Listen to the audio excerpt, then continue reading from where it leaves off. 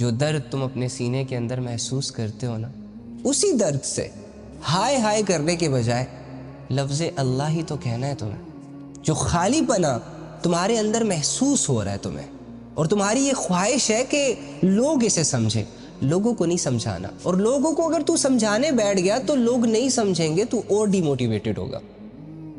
یہی خالی پن تو رب کے سامنے رکھتے اور یہ بول کہ اللہ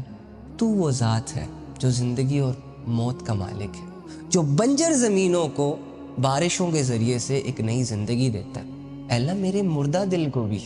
اپنی یاد کی لذت دے دے،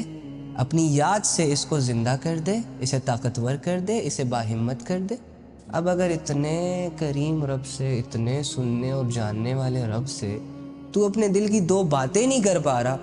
تو میری جان یہ تو پھر تمہارا بہت بڑا لاس ہے۔ آج تم نے اپنے وہ حالات جو تم اپنے اندر محسوس کر رہے ہو بس اپنے رب کے سامنے رکھ دینے، یہ یقین رکھتے ہوئے کہ تمہارا رب وَهُوَ عَلَى كُلِّ شَيْءٍ قَدِيرٌ، وہ ایسا ہے جو ہر چیز کو بدلنے پر قدرت رکھتا ہے۔ وہ رب جو رات کو دن میں اور دن کو رات میں بدل سکتا ہے، وہ رب جو بغیر کسی سہارے کے آسمانوں کو کھڑا کر سکتا ہے، وہ رب جو اتنی بڑی زمین کو پھیلا کر تمہارے لیے مسخر کر سکتا ہے، وہ رب تمہاری زندگی بدلنے پر، تمہارے حالات بدلنے پر، تمہاری تھاٹس بدلنے پر قادر ہے۔ یقین رکھ، اپنا لے اسے، تجھے دنیا کی نہیں